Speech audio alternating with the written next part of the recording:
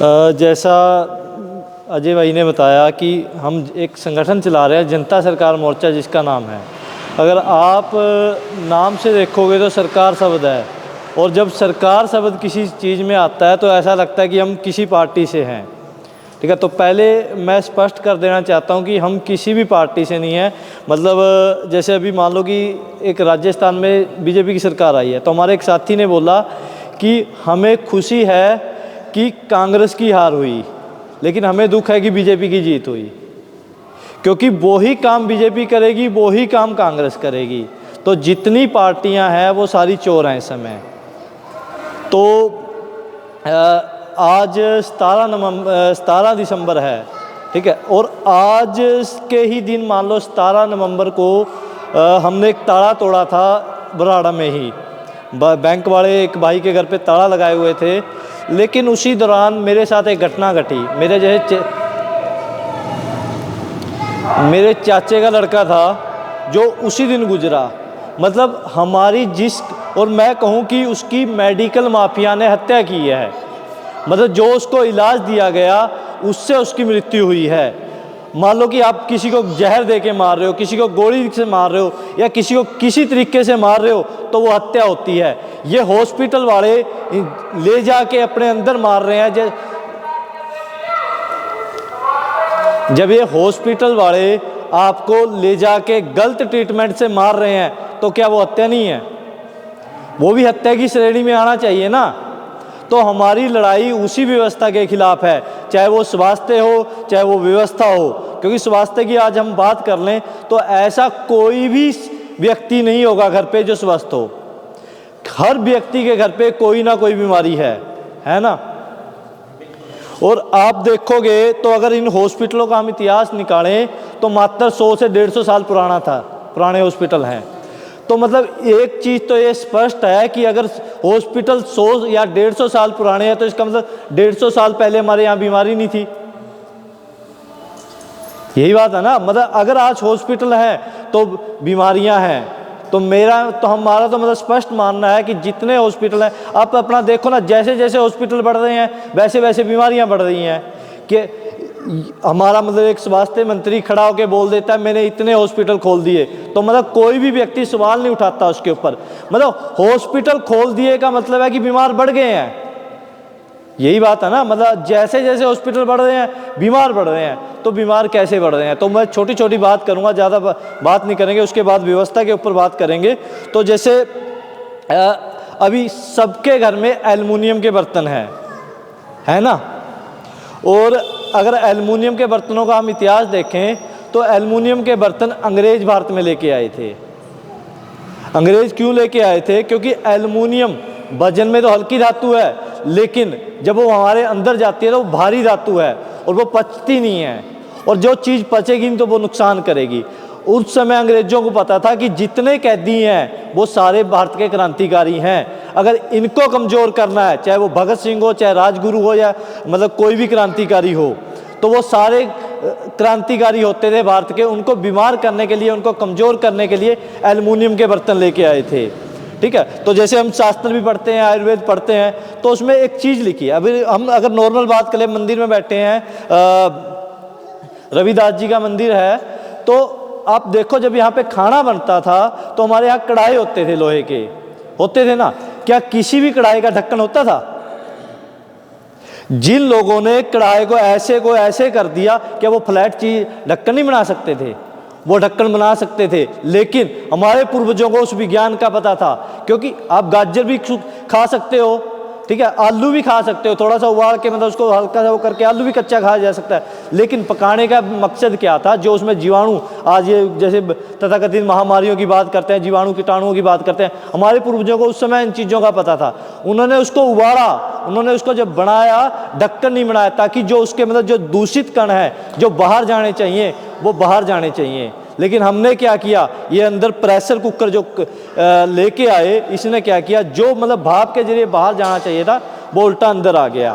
तो वो बीमारियों का कारण है। दूसरा एल्युमिनियम इतनी खतरनाक धातु है, आप सांस की बीमारी, टीबी की बीमारी, मतलब बीपी लगा लो, शुगर लगा लो, किसी ना किसी के घर में है, तो वो उसका कारण, मेन जो कारण है, देखो कारण और भी हैं। जो मेन कारण है, मुख्य कारण है, वो प्रेशर कुकर है। दूसरा जैसे कुकर जो है वो संस्कृत का शब्द है, कुकर का मतलब होता है कुत्ता, ठीक है। और हमारी संस्कृति में क्या है, जैसे हमारी संस्कृति इतनी महान संस्कृति थी हमारी, जैसे कुत्ते का स्थान घर के बाहर था, गाय का स्थान हमारे घर के अंदर था। लेकिन आज उल्टा हो गया, गाय का स्थान बाहर हो गया, कुत्ते का स्थान अंदर हो गया, तो सारे व्यक्ति बीमार हैं। तो वो ही है। तो सबसे पहले निवेदन यही है, आप अपना जो लोहे के बर्तन है हमारे, या मतलब मिट्टी के बर्तन है, या आपके पास तो व्यवस्थाएं हैं। और आप देखोगे, हमने जब मैं अपनी बात करूं तो मैंने 2015 में राजीव दीक्षित को सुना था।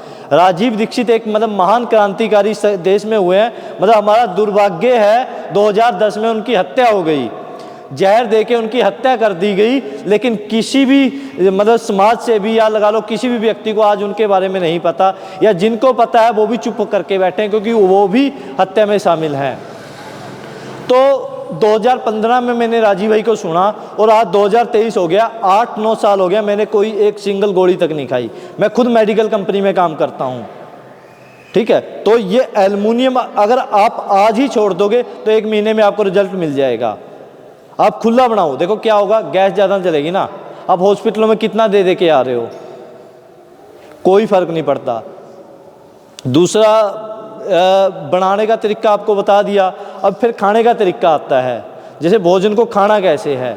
भोजन का देखो, हम एक नॉर्मली अपनी बात करते हैं कि हम 2 समय जैसे बोल देते हैं क्या कर रहा है भाई, तो वो कहता है कि 2 समय का खाना कमा रहा हूँ, 2 समय की रोटी कमाने पे लगा हूँ जी, ठीक है। और अभी हम कमा 2 टाइम की रहे हैं, खा कितने टाइम की रहे हैं, 3 टाइम। जब कमा 2 टाइम की रहे हैं, खाएंगे 3 टाइम, तो बीमारी भी आएगी और मतलब गरीबी भी आएगी, क्योंकि हमारा शरीर जो बना है वो 2 टाइम खाने के लिए ही बना है। आप किसी पशु को देखोगे, ठीक है, भैंस को देख लो, वो अगर आप डालोगे तो देखो वो खाती रहेगी, लेकिन अगर वो उसका जो नॉर्मली खाने का है वो 2 ही टाइम है। संसार के जितने भी जीव हैं, अगर आप उनको मतलब खुला छोड़ दोगे तो वो 2 ही समय खाएंगे, सुबह और शाम। एक तो जब सूरज उगेगा और एक जब सूरज छिपेगा, उसके अलावा वो कुछ नहीं खाते। मतलब अगर रात को कुछ पीने की चीज़ है तो वो सिर्फ गाय का, देसी गाय का दूध है, उसके अलावा दुनिया की कोई वस्तु हम रात को नहीं खा सकते ना पी सकते हैं। तो जैसे भोजन बना लिया, तो उसके बाद हम छोटी छोटी गलतियां करते हैं। मैं पानी पीने के आपको 4 नियम बताऊंगा, और मेरा दावा है अगर आपने वो 4 नियम अपना लिए ज़िंदगी में, जो व्यक्ति स्वस्थ है वो ज़िंदगी में कभी बीमार नहीं पड़ेगा, और जो बीमार है वो ठीक हो जाएगा धीरे धीरे। देखो, सबसे पहले तो हमें जब भी हम उठते हैं सुबह सुबह, हमें 2 से 3 गिलास गर्म पानी के पीने हैं। उसमें होता क्या, देखो आयुर्वेद के हिसाब से हमारा शरीर है वो त्रिदोषात्मक है। मतलब आयुर्वेद में इतना हमारे पूर्वजों ने सरल कर दी चिकित्सा को, 3 ही रोग बता दिए। अभी ये कैंसर, बीपी, शुगर, ये दुनिया भर के ले ही घूम रहे हैं। हमारे पूर्वज कहते हैं सिर्फ 3 ही रोग हैं, चौथा कोई रोग नहीं है, जिसको उन्होंने बोला वात, पित्त, कफ। इसमें बोल दिया वात यानी कि सरल शब्दों में समझे हम, वायु, पित्त यानी कि अग्नि, और कफ में यानी कि ये अपना पानी। तो इन्हीं 3 चीज़ों से, 5 महाभूतों से 3 चीज़ें बनी हैं, और इन्हीं से पूरी सृष्टि चलती है। जब सुबह सुबह उठते हैं तो आप देखोगे एकदम से प्रेशर बनता है, और वो कैसे बनता है, वो वायु के दबाव से बनता है, यानी कि वात के कारण बनता है। और वात, जैसे अभी मान लो कि यहाँ पे आंधी तूफान आ जाए, तो आप क्या करोगे उसको शांत करने के लिए? तो सबसे पहले पानी छिड़कोगे। जब आप पानी छिड़कते हो तो वो आंधी तूफान शांत हो जाता है। इसी तरीके से जैसे जो सुबह का टाइम होता है वो वात का समय होता है, मतलब उस शरीर में, हमारे शरीर में वायु बड़ी होती है, तो उसको शांत करने के लिए पानी सबसे ज़्यादा बढ़िया काम करता है। उसमें 2 चीज़ें होती हैं, एक तो वात को शांत करेगा, दूसरा जैसे जब आप मल त्यागने जाओगे तो उसमें वो प्रेशर डालेगा, तो आपका पेट अच्छे से साफ होगा। तो जितने मतलब सुबह उठते ही पानी पियो सबसे पहले। और दूसरा नियम है पानी पीने का कि भोजन के साथ में कभी पानी नहीं पीना। जैसे ऐसे बोला जाता है भोजन अंते विषम बारी, यानी कि भोजन के अंत में पानी पीना जहर पीने के बराबर है। वो हालांकि देखो धीमा जहर है, आपको एक बारी नहीं मारेगा, आपको तड़फा तड़फा के मारेगा, और वो आज मर भी रहे हैं। तो उसमें आपने क्या करना है, देखो अगर पानी पीना है भोजन से पहले तो 1-1.5 घंटा पहले पी लो, और अगर बाद में पीना है तो भी 1-1.5 घंटा बाद में पीना है। तो उसमें होता क्या है, देखो विज्ञान, उसमें विज्ञान ये है, मान लो कि हम यहाँ पे खाना बना रहे हैं, नीचे से आग जला दी आपने, ऊपर चूल्हे के ऊपर कुछ पकने के लिए रखा, और आप आग के ऊपर पानी डाल दोगे तो क्या होगा, आग बुझ जाएगी। तो यही प्रक्रिया हमारे शरीर में चलती है, जिसको हम जठराग्नि बोलते हैं या पाचन अग्नि बोल सकते हो आप, मतलब जो खाने को पकाती है। एक तो हमने चूल्हे पे पकाया, उसके बाद में हमारे शरीर में भी जाके खाना पकता है। तो जब अगर हम वो खाना पक रहा है और उस दौरान हम पानी डाल देंगे तो क्या होगा, खाना सड़ेगा, ठीक है। वो खाना मतलब आग तो बुझ गई, पेट में तो खाना पड़ा है ना वो, तो वो खाना सड़ेगा, उसके बाद गैस बनेगी। मतलब गैस का देखो वायु का ऐसा है, उसको जहाँ जगह मिलती है वो चला जाता है। अगर वो ऊपर जाएगा तो सिर दर्द होगा, नीचे जाएगा तो घुटनों का दर्द होगा, मतलब जहाँ भी वो घूमेगा वो दर्द ही करेगा। अगर यहाँ आएगा तो हार्ट अटैक करेगा। तो वो बात का ही रोग है। मतलब सबसे बढ़िया तरीका है कि आप भोजन के 1.5 घंटे बाद आप पानी पियो। और तीसरा नियम जो है, पानी जब भी पीना है वो घूट घूट करके ही पीना है। घूट घूट करने का आप चिड़िया को देखोगे तो वो एक चूंच चूंच पानी भरती है। दूसरा उसका विज्ञान क्या है, जैसे जब घूट घूट पानी पीते हैं तो हमारे मुंह में लार होती है, हमारा जिसको हम थूक बोल देते हैं, वो इतनी ज़बरदस्त औषधि है। हमारे पेट में है एसिड, तेजाब बोल देते हैं ना, पेट में तेजाब बन रहा है, वो होता ही है, बनता नहीं है, वो होता ही है। लेकिन भगवान ने उसको न्यूट्रल करने के लिए इतनी ज़बरदस्त चीज़ दे दी, हमारे मुंह में लार दे दी। मतलब वो एसिड है, ये सारिये है, ये अल्कलाइन है। तो जैसे ये पेट में जाती है तो न्यूट्रल कर देती है। हमारे पूर्वजों ने मतलब एक चीज़ बोली है कि खाने को इतना चबाओ कि वो पानी हो जाए, और पानी को इतना इस तरीके से खाओ कि जैसे रोटी खाते हो। मतलब पानी को पूरा घुमा घुमा घुमा के आप अंदर लेके जाओ, ताकि जो मुंह की लार है वो पूरी मिलके उसके अंदर जाए। और भोजन को इतनी बार चबाओ कि वो पानी की तरह हो जाए, ताकि मतलब एक तो उसमें लार मिल गई, दूसरा पेट को भी आपकी उतनी ऊर्जा खर्च ना करनी पड़े। तो आपका मतलब बहुत बढ़िया ये हो जाएगा। और 3 नियम ये हो गया पानी के। और चौथा नियम मतलब जैसे पानी बता दिया, जैसे ही पियोगे तो घूट घूट करके पीना है, सुबह उठते ही पानी पीना है।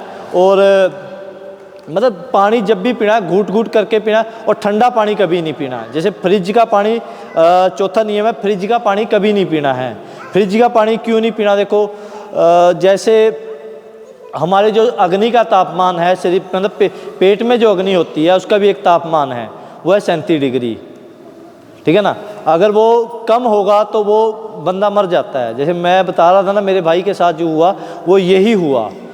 एक मतलब व्यक्ति ने आके, जो डॉक्टर तथाकथित मतलब वो डॉक्टर कहलाता है, जो हत्याएं करता है, चाहे वो हॉस्पिटल में करे चाहे वो कहीं भी करे, उसने उसको मतलब ग्लूकोज लगा दिया, बुखार में ग्लूकोज लगा दिया। शरीर पहले ठंडा है, वो एकदम से शरीर ठंडा हो गया, ठीक है ना। मतलब ऐसा बोला जाता है कि शरीर को ठंडा नहीं होना चाहिए।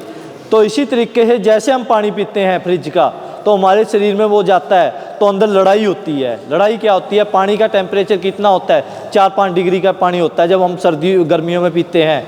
हमारी अग्नि का तापमान है 37 डिग्री। जब वो पानी अंदर जाता है तो वो मतलब लड़ाई होती है अंदर जाके, क्योंकि 2 चीज़ें होंगी, या तो पानी अग्नि को शांत करेगा या अग्नि पानी को गर्म करेगी। अगर पानी को अग्नि ने शांत कर दिया, ठीक है, तो ठीक है। अगर पानी ने अग्नि को शांत कर दिया तो आपकी मृत्यु होगी। मृत्यु होने का कोई दूसरा कोई कारण नहीं होता। कहते शरीर ठंडा पड़ गया, मतलब ठंडे शरीर की वैल्यू नहीं है। अगर कोई मतलब व्यक्ति मर जाता है तो उसको मतलब लाश बोलने लग जाते हैं, शरीर बोलने लग जाते हैं।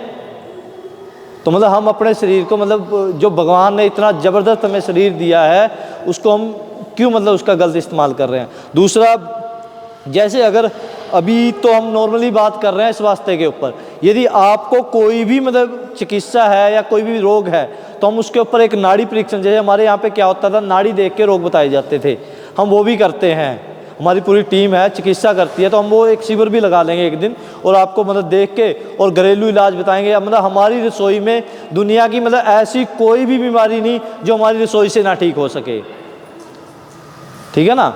अभी व्यवस्था के ऊपर थोड़ी बात कर लें तो आप देखोगे, अभी ये कुछ समय पहले एक महामारी लेके आए थे, जिसको इन्होंने बोला कि महामारी है, क्या वो महामारी थी या नहीं थी? नहीं, आपका देखो अनुभव है, मान लो कि यहाँ ये सड़क है, मुझे दिख रही है ना सड़क है, तो इसी तरीके से अनुभव होता है अपना। तो हमें तो लगा नहीं कि कोई महामारी आई थी, अगर आपको लगा होगा तो अलग बात है। लगा क्या किसी को? नहीं लगा ना। तो मतलब जो चीज़ थी नहीं, और आम पब्लिक को अगर आज हम पूछें ना, उस समय तो बोलते थे कि कुछ तो है, अगर आज हम पूछें कि कुछ है तो वो कहते कुछ नहीं थी। मतलब जो कुछ नहीं थी उसके मतलब सबको ठोक दिए, ठीक है ना। अगर हम ये इसका नाम भी लेते तो हमारी वीडियो उड़ा देते हैं, ठीक है ना। ये सुइयाँ ठोक दी, और उसके बाद आज जिन्होंने ली हैं सब पछता रहे हैं। कोई कहता है मेरे ये हो गया, कोई कहता है मैं, मतलब मुंबई का आंकड़ा है 5000 लोग मरते थे अटैक से, आज वो 30,000 हो गए हैं। और एक अभी संसद में किसी ने बात उठाई कि ये वैक्सीन के कारण हो रहा है, तो वो भी एक चाल है। मतलब जब सबको लगा दी गई उसके बाद बोलने का क्या मतलब है? जब वो लगा रहे थे तब क्यों नहीं लगवाई हुई? और इमरजेंसी ट्रायल, किसी भी मतलब टीके को प्रमाणित होने के लिए 5 से 6 साल लगते हैं, तब जाके उसकी शोध होती है। लेकिन वो लगाया क्यों गया? एक एजेंडा है जिसको न्यू वर्ल्ड ऑर्डर बोलते हैं, NWO बोलते हैं। उसमें क्या है? ये कहते हैं कि हमें विश्व की आबादी मात्र 50 करोड़ लेके आनी है, और अभी कितनी है? 800 करोड़। मतलब पूरे विश्व को 13 परिवार चला रहे हैं, और जितनी हम बातें बोलते हैं वो सारी प्रमाणिक बोलते हैं। आप सर्च भी कर सकते हो। अमेरिका में एक जगह है जॉर्जिया, वहाँ पे गार्डन है जॉर्जिया गार्डन, वहाँ पे कुछ पत्थर लगे हुए थे, पिछले साल किसी ने भाई ने उड़ा दिए। वो उस पर 11 भाषाओं में ये लिखा हुआ था कि हमें, जिसमें हिंदी भी एक थी, कि विश्व की आबादी 50 करोड़ से नीचे लेके आनी है। वो कैसे आएगी? तो ये आपको बिल गेट्स के बारे में तो सारे जानते हैं ना, ये जो मतलब इनका डॉक्टर है, जो मतलब माइक्रोसॉफ्ट का डॉक्टर है, वो है कंप्यूटर का वो, लेकिन वो लोगों को दवाइयाँ बांटता है। उसने 2015 में ये बोला था कि एक ऐसी महामारी आएगी जो पूरा सिस्टम बंद कर देगी। उसको कैसे पता चला भाई? दूसरा, उसने एक बात और बोली थी, ऐसे बात चल रही थी, उनको प्रश्न उठा कि कार्बन डाइऑक्साइड को कैसे कम किया जा सकता है। तो जैसे हम बैठते हैं, कार्बन डाइऑक्साइड तो आपको पता ही है मतलब बढ़ रही है। तो उसने बोला कि मतलब उसने कई उदाहरण दिए, पेड़ पौधे लगा दो, गाड़ियाँ लगा दो, बंद कर दो, इस तरीके से बोल। लेकिन उसने एक वाक्य और बोला कि लोगों की आबादी कम कर दो तो कार्बन डाइऑक्साइड कम हो जाएगी। तो सबसे बड़ी बात तो कि उसको किसने अधिकार दिया ये बात बोलने का कि लोगों की आबादी कम कर दो। दूसरा, फिर उसने बात बोली कि हम 15% आबादी कम करने में कामयाब हुए हैं इन टीकों के माध्यम से और इन हॉस्पिटलों के माध्यम से। मतलब 15% आबादी जो हॉस्पिटलों में जा रहे हैं वो मर रहे हैं। आप देखोगे जब ये तथाकथित महामारी आई थी तो लोग हॉस्पिटलों में जाने से डरने लग गए थे। और इन्होंने एक चीज़ और की, जब ये लेके आए तो इन्होंने आयुर्वेद को और होम्योपैथी को बैन कर दिया। एक तरफ तो आप बोल रहे हो कि महामारी है, ठीक है, दूसरी तरफ आप आयुर्वेद पे बैन क्यों लगा रहे हो? महामारी में तो ऐसा होता है ना, मैं मरने लग रहा हूँ, मुझे कुछ भी मिल जाए, मुझे जिंदा रहने के लिए मुझे चाहिए। लेकिन मतलब उन्होंने आयुर्वेद उसको बैन कर दिया क्योंकि उसको पता था कि अगर मतलब, क्योंकि वो सामान्य फ्लू था ना, बीमारी थोड़ी थी। हॉस्पिटलों में ले जा जाके उनको मतलब जो जब आपके पास दवाई नहीं तो उनको दिया क्या? हम हॉस्पिटलों में जाते थे, बातचीत करते थे मरीजों से, अभी बात की और घंटे 2 घंटे बाद खबर आई कि मर गया। हाथ तक नहीं लगाने दिया हमारे, मतलब हमारे व्यक्ति को हाथ तक नहीं हमें लगाने दिया। लेकिन हमने ना तो वो लगाया, ना हमने आज तक मुंह का ये नकाब डाला। हम नहीं मतलब इस व्यवस्था को मानते और इसी व्यवस्था में आपको मतलब बोलने आए हैं। देखो, क्योंकि जब तक हम जागरूक नहीं होंगे किसी भी उसके खिलाफ तो ये हमें मार देंगे, और मारने पे लगे हुए हैं। आप अपने घर घर में देखो आज कितनी बीमारियां हो गई हैं। बीमारियां आई कहाँ से? दूसरा, जैसे बच्चों की अगर हम बात करें, आप देखोगे तो पैकेट फूड खा रहे हैं। तो जितने पैकेट फूड, देखो आप नॉर्मली सा उसके पीछे पढ़ना एक बारी क्या लिखा हुआ है, उस पर लिखा हुआ है पाम ऑयल। पाम ऑयल इतनी खतरनाक चीज है कि वो खत्म करेगी। दूसरी चीज है इसमें कॉटन सीड, मतलब कॉटन ऑयल, यानी कि रुई का तेल, कपास का तेल। और आज 100% कपास जो है वो जीएमओ है। जीएमओ क्या होता है? जेनेटिक मॉडिफाई होता है, मतलब जैसे किसी को किसी में डाल के जिन्स से तैयार कर दिया, मतलब एक अलग से तैयार कर दिया जिन्स, हमारे देसी बीजों को नष्ट करके। तो ये मतलब नपुंसक बनाने का एक षड्यंत्र है। आप देखोगे आज सरकारी आंकड़े हैं 70% युवा नपुंसक हो चुके हैं। पहले मतलब ऐसा था कि अगर किसी को नपुंसक बोल दें तो लड़ाई हो जाती थी कि तूने कैसे बोल दिया, लेकिन आज घर घर में नपुंसक हो रहे हैं।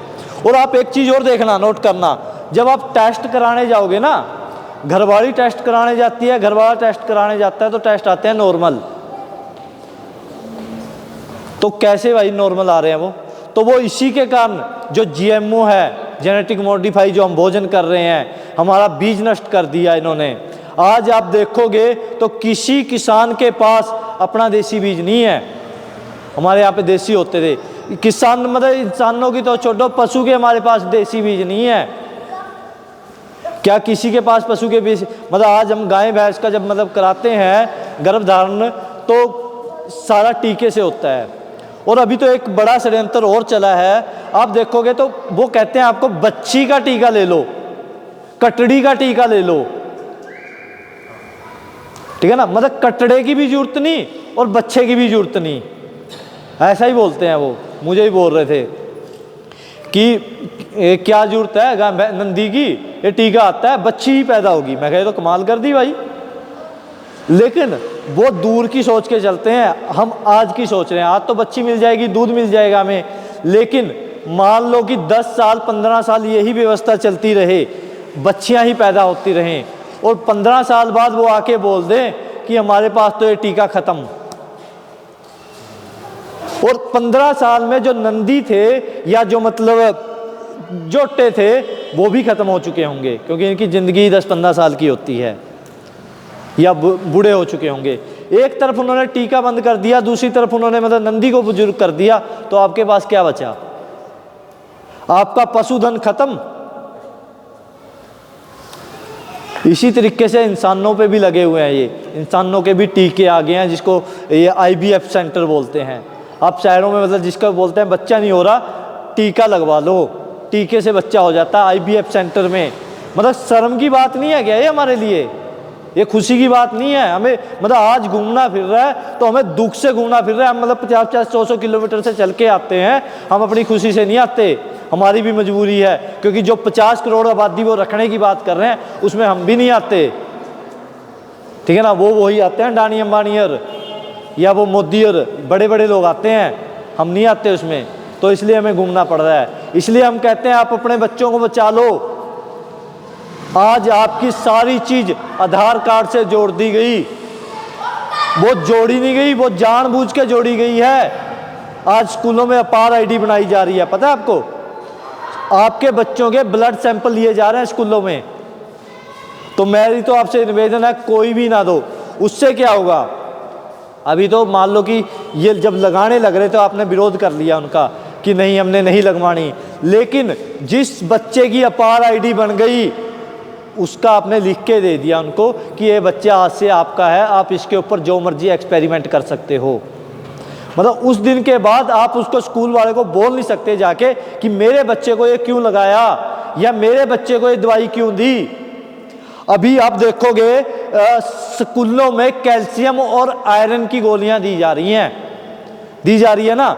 मान लो किसी बच्चे में आयरन की पहले ही एक्स्ट्रा आयरन, अगर उसको और एक्स्ट्रा आयरन दे दिया ना तो उसको अटैक आएगा, खून जम जाएगा उसका।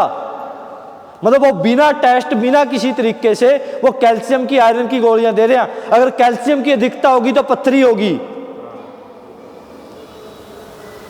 ठीक है ना। मतलब साइंटिफिक तो हो, कोई दिमाग तो काम करे। और दूसरा वो स्कूल, वो हॉस्पिटल थोड़ी है, वो पढ़ाई के लिए बनाए हैं ना, उसमें पढ़ाई कराओ आप। अगर मुझे पता है मेरे बच्चे को मान लो कि बुखार है या उसको कैल्शियम की कमी है, आयरन की कमी है, किसी भी चीज़ की कमी है, मैं हॉस्पिटल में ले जाऊंगा ना खुद। हॉस्पिटल वाले कौन हो या स्कूल वाले कौन होते हैं? तो जानबूझ के आपको बच्चों को स्लो पॉइजन दिया जा रहा है ताकि वो बोल ना सके। क्रांतिकारियों को भी एल्युमिनियम के बर्तन इसीलिए नहीं दिए गए थे। आज आप देखोगे आपके सामने मतलब अन्याय हो रहा है। अगर यहाँ पे किसी का एक्सीडेंट हो जाए तो कोई उठाने वाला नहीं आता, लोग पास से निकल जाते हैं। क्यों? क्योंकि ये जीएमओ जो आपको भोजन खिलाया जा रहा है या जो आपको टीकाकरण किया जा रहा है, ये इसी का कारण है। आपकी जो संवेदना थी मन की, जो आपके भाव थे, वो खत्म कर दिए गए हैं ताकि आप आवाज ना उठा सको। हर घर में मतलब मरीज पड़ा है। तो हम दावा करते हैं ही, ठीक है, अगर अभी हम एक शिविर भी लगा लेंगे एक दिन, जब आपकी वो होगी, चिकित्सा करेंगे, आपको घरेलू इलाज बताएंगे, और महीने 2 महीने में दुनिया की कोई बीमारी नहीं जो हम ना ठीक कर सके जी, ठीक है ना। सीरियस बीमारी है तो थोड़ा बहुत हमें पंसारी की दुकान तक जाना पड़ेगा, नहीं तो 99.9% बीमारियां हमारे रसोई घर से खत्म हो जाती है। कैंसर जैसी बीमारी का इलाज हल्दी है। अमेरिका पेटेंट ले ही बैठा है। अमेरिका अपने लोगों को हल्दी दे रहा है, गौमूत्र दे रहा है, नीम दे रहा है, और हमारे पास ये सारा कुछ है। इससे बढ़िया कैंसर की दवाई नहीं है कोई। हम हॉस्पिटलों में धक्के खा रहे हैं, फिर अपनी लाश उठा के लेके आ जाते हैं, बोल देते हैं भगवान ने ऐसा किया। भगवान ने थोड़ी किया है, भगवान ने हमें ऐसा थोड़ी पैदा किया था। भगवान ने थोड़ी बोला तुम जाके बच्चा पैदा होते ही तुम उनको टीके लगवाओ।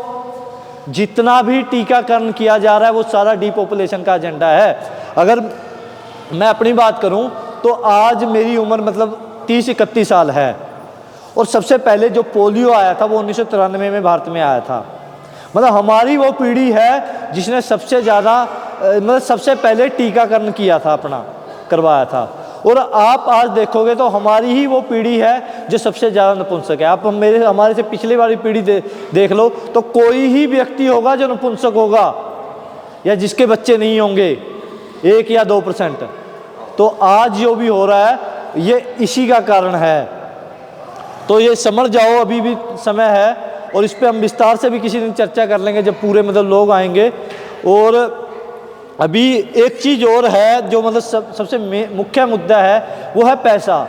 जैसे मान लो आज अब जो भी हो रहा है, कितना भी गुनाह हो रहा है, या मतलब ये लगा लो ये शैतानी लोग भी जो कर रहे हैं वो सारा पैसे के लिए कर रहे हैं। या मान लो कि मैं यहाँ आया हूँ या मैं यहाँ का निवासी हूँ और मैं 200 किलोमीटर जाके नौकरी कर रहा हूँ, तो कहीं ना कहीं मैं भी पैसे की कारण ही कर रहा हूँ। लेकिन हमारे पास कुछ ऐसे दस्तावेज लगे जिसमें हमें पता चला कि हमारा जो 1 रुपया है, 1 रुपये का जो हमारा नोट है या सिक्का है, उसकी वैल्यू वो 4800 रुपये के बराबर है वर्तमान में। वो कैसे है? आप सबको पता होगा हमारे यहाँ पे सोने चांदी के सिक्के चलते थे, पता है? सोने चांदी के सिक्के हमारे यहाँ पे चलते थे। तो वो सबसे पहले सिक्का चलन हुआ था, वो शेरशाह सूरी ने चलाया था तकरीबन 400-500 साल पहले। तो लेकिन उस समय उससे पहले हमारे यहाँ पे वस्तु विकेंद्रीकरण चलता था। मान लो आज भी चलता है बहुत से गाँव में। मान लो आप कुछ बना रहे हो, यहाँ पे 36 बिरादरियाँ होती थी और 36 बिरादरियों को अपने अपने काम थे। एक ने चीज़ दे दी, उसने वो ले ली, उसने वो ले ली, ऐसे चलता था। वस्तु विकेंद्रीकरण बोलते हैं। लेकिन उसमें कुछ दिक्कतें आती थी। मान लो किसी का सामान ज़्यादा है, किसी का कम है, किसी को लगता है कि मेरे सामान की वैल्यू ज़्यादा है, किसी को लगता है कम है, तो उसमें फिर उसने सिक्के चला दिए सोने चांदी के। सोने का सिक्का मतलब चलाने का मुख्य कारण था कि जो सोना है वो कभी भी ख़त्म नहीं होता है, मतलब वो उसका क्षय नहीं होता है, मतलब उसका डिवैल्यूएशन नहीं होता है, मतलब वो कटता नहीं है, वो उतने का वैल्यू का उतने का ही रहेगा। मान लो 10 ग्राम का है तो वो 10 ग्राम का ही रहेगा, वो 1000 साल बाद भी। तो शेरशाह सूरी ने वो सोने चांदी के सिक्के चला दिए। तो उसने क्या किया, 1 तोड़ा चांदी 1 रुपये के बराबर कर दी। पहले यहाँ मतलब क्या होता था, मोहरें चलती थी, और 10 रुपये की एक मोहर कर दी सोने की, मतलब 1 रुपया तोड़ा चांदी होगी, 10 रुपये तोड़ा सोना हो गया। ऐसा सिस्टम कर दिया। लेकिन अंग्रेजों ने एक साजिश खेली। अंग्रेजों ने 1882 में आके क्या किया, एक कानून बना दिया कि जो 10 रुपये का सिक्का है ना, सोने का जो 10 रुपये की मोहर है, वो भी 15 रुपये की हो जाएगी। और जो 1 रुपये का चांदी का सिक्का था वो 1 रुपये का ही रहेगा। उसमें कॉइन्स एक्ट 1906 लगा दिया उन्होंने। उसमें क्या भी जैसे किस धातु का होगा, उसमें ऐसा लिखा हुआ है भी कितना वजन होगा, कितना क्या है। तो जब हम उसको डिवाइड करते हैं तो वो लगभग 0.25 ग्राम मतलब 777 मिलीग्राम सोना बैठता है 1 रुपये के बराबर। उन्होंने मतलब कानून तो बनाया, देखो अंग्रेज जैसे भी थे है तो वो हमारे मतलब सबसे ज़्यादा उन्होंने नाश किया, मतलब मुसलमानों से भी ज़्यादा नाश उन्होंने अंग्रेज़ों ने किया, क्योंकि उन्होंने कानून बना के हमें लूटा है। मुसलमान क्या करते थे, वो लूट मार करते थे, मुगल थे जो, ठीक है। लेकिन इन्होंने क्या किया, कानून बना दिए लूटने के।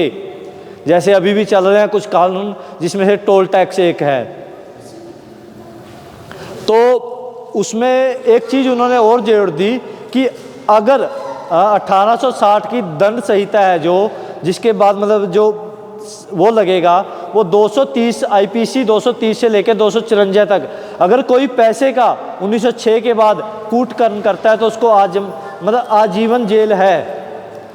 लेकिन अभी आप देखोगे आपके जेब में मतलब कागज़ के टुकड़े हैं, हम उसको कागज़ के टुकड़े बोलते हैं। मेरी जेब में बटुआ मेरा शायद गाड़ी में पड़ा है, मैं आपको दिखा भी देता। तो फिर हमने कुछ क्या किया, हमने कुछ RTI वगैरह लगाई। अभी हमें बताया गया कि जो रुपया छपता है वो सोने के आधार पे छपता है।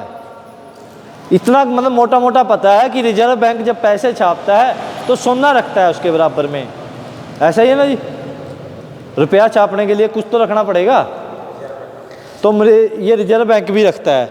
जब हमने RTI वगैरह लगाई, दस्तावेज खंगाले, 1906 का कॉइन्स एक्ट, IPC की धाराएं पढ़ी और जो भी मतलब उस पर लागू होती थी, तो हमें पता चला कि आज भी हमारे यहाँ पे चलन है सोने चांदी का। तो हमारे एक साथी हैं, उन्होंने क्या किया, 2 चांदी के सिक्के 1-1 रुपये के जो आज़ादी से पहले चलते थे, और एक वर्तमान में एक लोहे का सिक्का और एक कागज़ का नोट, वो लेके बैंक में चले गए। उनको बोला कि जमा कर लो इसको, तो उन्होंने 1-1 रुपये में वो जमा कर लिए। तो क्या मतलब जो चारों सिक्के थे वो बराबर थे? अगर मार्केट के हिसाब से बात करें तो बराबर नहीं थे, लेकिन जब बैंक वाला उसको 4 रुपये में जमा कर रहा है तो इसका मतलब बराबर है, उनकी वैल्यू बराबर है। अभी चांदी की भी बराबर है, लोहे की भी बराबर है, कागज की भी बराबर है, और जो एक मिक्स सिक्का था उसकी भी बराबर है। तो फिर उसने बोला कि अगर मैं कल ये लेने आऊँ तो आप दोगे? कहते नहीं।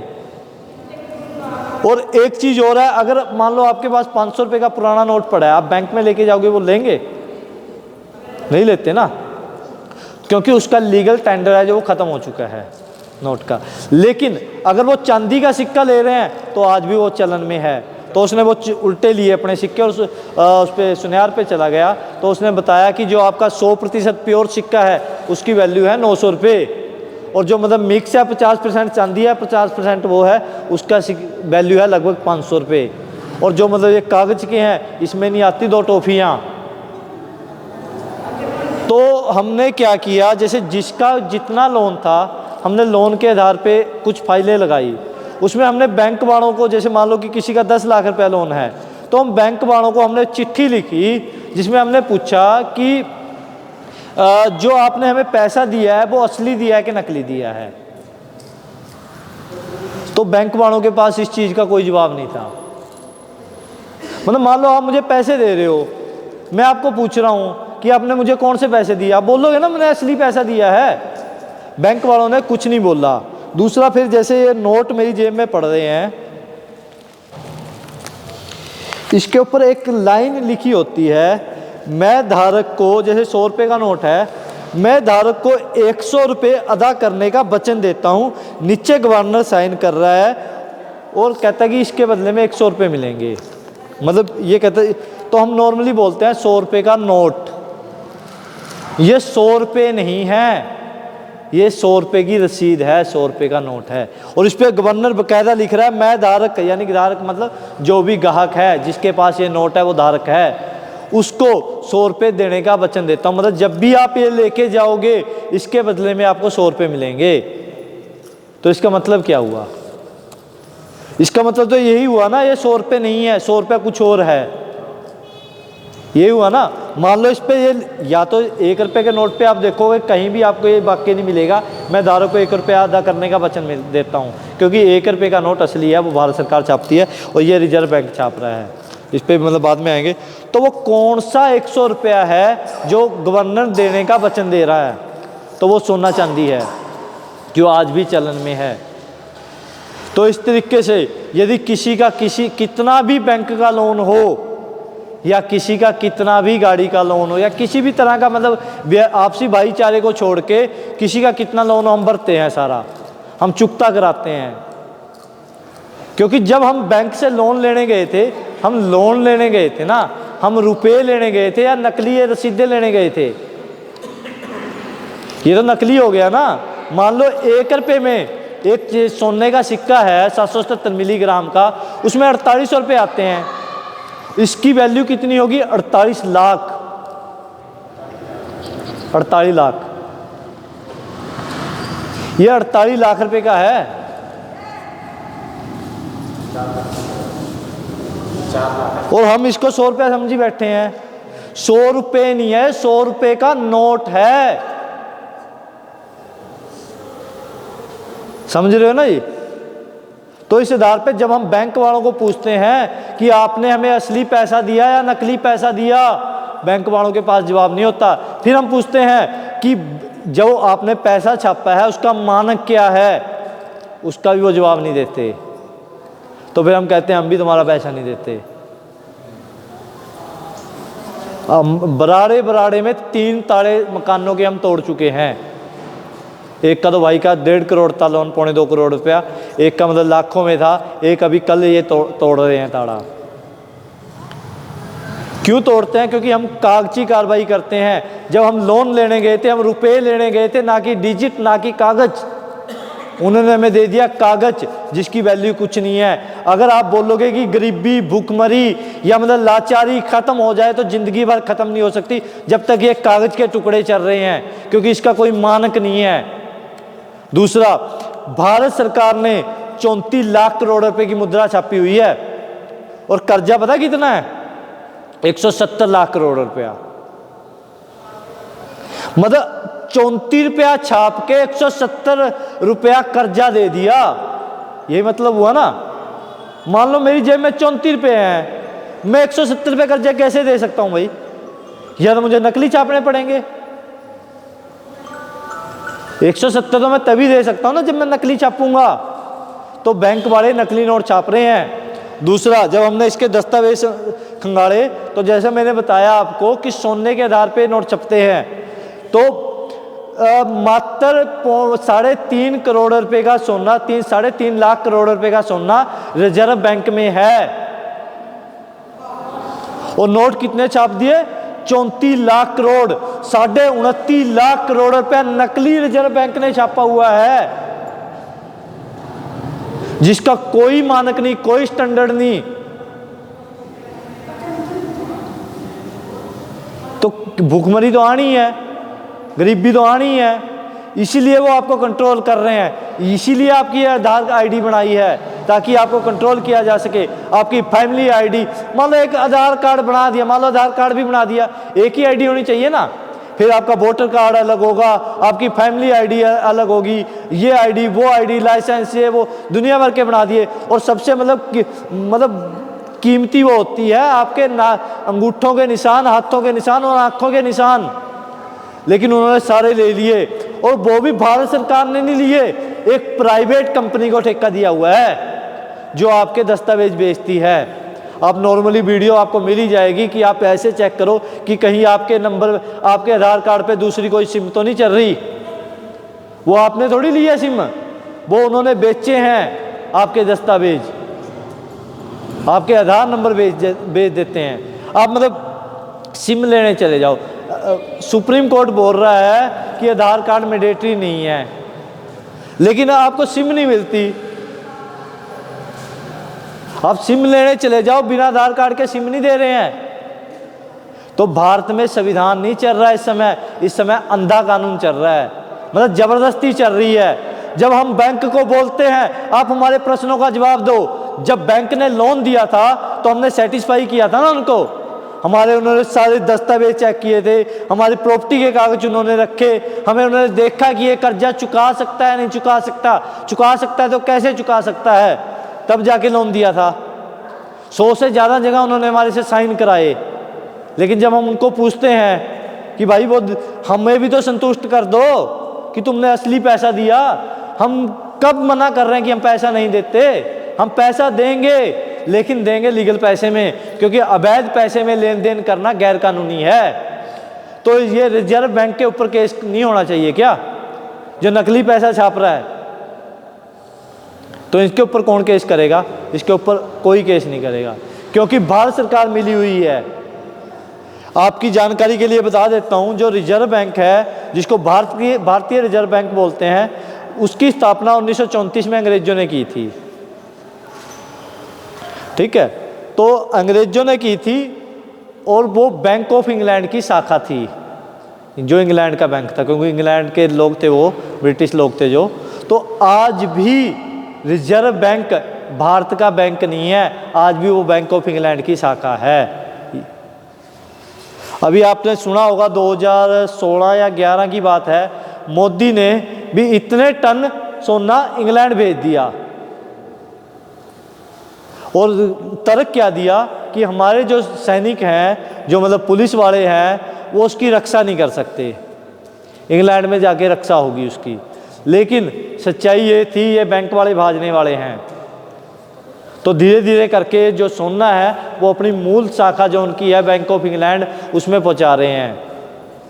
उनको देना ही पड़ेगा, क्योंकि मान लो कि कोई यहाँ पे छोटी कंपनी खुल रही है, हेड ऑफिस वो है, तो पैसा तो वहीं जाएगा ना। दूसरा, आपके मान लो 2 लाख रुपए हैं बैंक में जमा, आप लेने चले जाओ, 2 लाख रुपए नहीं है बैंक वालों के पास, उसको भी टाइम देंगे, 1 दिन में आ जाना, 2 दिन में आ जाना, 3 दिन में आ जाना। आप बोल लो ना कि मैं अपना पैसा लेने आया हूं, मैं भीख थोड़ी मांग रहा हूं, लेकिन वो आपको भिखारी बना देते हैं। एटीएम से पैसे काट, वो पैसे काट, दुनिया भर के पैसे काट रहे हैं। तो हमारा यही निवेदन है, जिसका अगर किसी का कोई लोन है तो वो लोन हम भरेंगे सारा, ऑन रिकॉर्ड बोलते हैं, हम लोन भरेंगे, लीगल पैसे में भरेंगे। क्योंकि देखो जागना तो पड़ेगा। मान लो आप तो बच गए, आपकी निकल गई, आने वाले इन बच्चों का क्या होगा? ठीक है ना। और इनको इतने टीके लगवा दिए आपने 45-50 साल में, ये मतलब सारे बच्चे नपुंसक होने वाले हैं या मान लो कि अपंग होने वाले हैं। 2011-2010 की रिपोर्ट है, 48,000 बच्चे भारत में मरे थे पोलियो की दवाई के कारण। अभी वो खबर गूगल से भी हटा दी गई है। 2011 में मतलब 48,000 बच्चे मरे थे पोलियो की दवाई पी के। देखो, हम नहीं कहते आप पोलियो, क्योंकि बच्चा आपका है, लेकिन आप कम से कम प्रश्न तो पूछो।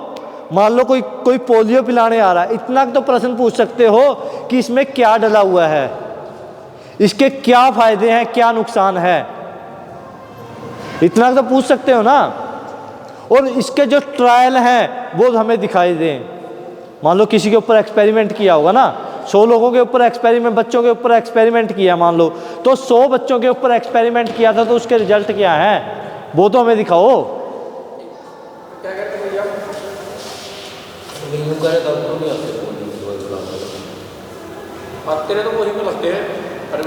नहीं आते हैं, घर घर में जाते हैं। पोलियो नहीं, मान लो कोई भी दवाई है, जितने भी टीकाकरण किया जा रहा है वो सारा डिपॉपुलेशन एजेंडे। आप देखो, आप खुद को देखो और आने वाले बच्चों को देखो और अपने से पहली पीढ़ी को देखो, क्या हम वैसे हैं अभी? तो ऐसा क्या हो गया भाई? मतलब जिस उसमें मतलब ऐसा बोलते थे, मतलब शीश कटने पे भी लड़ते थे, धड़ भी युद्ध करते थे, तो आज मतलब हम जिंदा मतलब पूरे धड़ के साथ, मतलब सिर के साथ नहीं युद्ध कर पा रहे, हमें मतलब खत्म करने पे लगे हुए हैं। तो देखो, ये सारे षड्यंत्र, हमारी 3 दिन की ट्रेनिंग होती है, उसमें एक एक षड्यंत्र के बारे में समझाते हैं। तो हम ये ट्रेनिंग यहाँ पे बराड़ा में करने की सोच रहे हैं। अगर आप सब साथियों का सहयोग रहा तो पैसे का पूरा खेल मतलब एक एक पैसे का पूरा खेल, मतलब कैसे चला, किसने चलाया, और आज पूरी दुनिया इसके दम पे कैसे गुलाम हो गई। देखो जब तक हम पैसे का खेल नहीं समझेंगे हम आज़ाद नहीं हो सकते। हम कितना बोलो, मतलब कोई भी है, अगर हम पैंट कमीज में आप ये देखो, आप नौकरी करते हो, आप नौकरी पे अपने कुर्ते पजामे में नहीं जा सकते, जबकि वो तो हमारा पहनावा है ना। पैंट कमीज तो अंग्रेजों का पहनावा है, लेकिन फिर भी नहीं जा सकते, क्योंकि आज भी भारत में अंग्रेजों के कानून चल रहे हैं। ठीक है ना। तो कैसी आज़ादी, किस आज़ादी की हम बात करते हैं? तथाकथित आज़ादी। और लिखित में है भारत 99 साल की लीज पे है। लिखित में है भारत को 99 साल की लीज पे दिया गया था। आज भी सत्ता का हस्तांतरण होता है, आज़ादी नहीं मिली। देखो आज़ादी तो लेनी पड़ेगी। हम तो अपने घरों से निकले हैं, और इसीलिए निकले हैं क्योंकि हमें तो दिख रहा है हमारा भविष्य क्या है। अभी कोई भी क्रांतिकारी उठता है 10 दिन बाद पता चलता है कि उसकी मौत हो गई, और मौत का जो मुख्य कारण दिया जाता है वो हृदयाघात दिया जाता है, जबकि सच्चाई है कि उनकी हत्याएं होती हैं। जब ये तथाकथित महामारी आई थी, इसको जो टेस्ट करने की एक किट थी, जिसको RT-PCR किट बोलते हैं, जिसे चेक करते थे कि हाँ भाई ये बीमारी है, उसका जो वैज्ञानिक था ना, जिसने वो बनाई थी, जैसे नवंबर में आई थी चाइना में, अगस्त में उसकी मृत्यु हो गई। उसकी मृत्यु का कारण भी दिया हृदयाघात, जबकि उसकी मृत्यु नहीं हुई थी, उसकी हत्या हुई थी। हत्या का कारण क्या था? जो आप जिस किट से वो कर रहे थे ना, टेस्ट कर रहे थे, उसके ऊपर एक चीज़ लिखी हुई थी कि ये किट डायग्नोस पर्पस से नहीं है, ये रिसर्च पर्पस से है। मतलब आप इसके ऊपर रिसर्च कर सकते हो, इससे कुछ ढूंढ नहीं सकते, लेकिन फिर भी जानबूझ के किए गए, क्योंकि उसमें रिमोट था। जब वो रेडिएशन बढ़ा देते थे तो बढ़ जाता था, और जब वो कम कर देते थे तो कहते मरीज कम हो गए हैं। और एक चीज़ और देखना आप, कैसे आप मतलब वो दिमाग से खेलते हैं टीवी के माध्यम से। जब वो मरीज जाते थे तो उनकी संख्या होती थी 1 हो गया, 2 हो गया, 3 हो गया, 4 हो गया, लेकिन मान लो ठीक हो गए हैं तो वो उसमें माइनस होने चाहिए ना, वो उसमें से कभी माइनस नहीं हुए, वो प्लस हो गए। अब कोरोना के मरीजों की संख्या 1 लाख पहुंची, 2 लाख पहुंची। आप ये बताओ ना, 80,000 ठीक भी हो गए हैं, 80 लाख ठीक भी हो गए हैं, लेकिन वो नहीं दिखाया जानबूझ के, क्योंकि ताकि आपके दिमाग में डर बैठा रहे। हम एक दिन भी नहीं डरे, और हम स्वस्थ खड़े हैं बिल्कुल। हम कहते हैं अगर कोई थी, हमने तो एक भी नहीं ली, हमने तो मुंह का कच्चा भी नहीं डाला, हम तो मर चुके होते अब तक। और सरेआम घूमते थे। जब पहला लॉकडाउन लगा तो हम दुक्के मार मार के हमने बोला कि भाई जाग जाओ, ये 5G की इंस्टॉलेशन हो रही है, ये आपके बच्चों को मार देगी। क्योंकि जब ये लगाया था ना आपके अंदर, इसमें एक केमिकल उन्होंने डाला, ग्रेफीन ऑक्साइड। ग्रेफीन ऑक्साइड क्या करता है? ये एल्युमिनियम के साथ रिएक्ट करता है। तो इन्होंने एक तो ग्रेफीन ऑक्साइड डाला, एल्युमिनियम डाला, इस तरीके से 3 माह का गर्भ, मतलब जो आप देखोगे जो सबसे ज़्यादा अबॉर्शन होते हैं वो तीसरे महीने में होते हैं। वो जानबूझ के किए जाते हैं, क्योंकि जितनी भी वैक्सीन बनती हैं सब में 3 माह का गर्भ डलता है, भ्रूण जिसको बोल देते हैं। तो वो डाला गया। और 5G क्या करता है? जो ग्रेफीन ऑक्साइड है उसके साथ रिएक्ट करता है। तो पहले तो जब हमने RTI भी लगाई कि क्या 5G की इंस्टॉलेशन हो रही है, सरकार कहती थी कि ये सारी बातें निराधार हैं, इसका कोई भी आधार नहीं है। लेकिन आज सब किसी को पूछ लो, बोल देते हैं हाँ 5G आ गया है, फ़ोनों में 5G की रेडिएशन वो आ गई है, रेंज आ गई है। तो हार्ट अटैक भी बढ़ गए हैं, चलते चलते लोग गिर रहे हैं, लोगों में नपुंसकता बढ़ गई है। हम चिकित्सा भी करते हैं तो हमारे पास कम से कम 20-30 फ़ोन रोज़ आते हैं, मेरी किडनी ख़राब हो गई, मेरा दिल मतलब हार्ट अटैक आ गया, मेरे ब्रेन हेमरेज हो गया, मेरे घुटने नहीं चल रहे, मेरा ये नहीं हो रहा, मेरा वो नहीं हो रहा। तो एक कारण क्या है? ये सारा इसी का कारण है।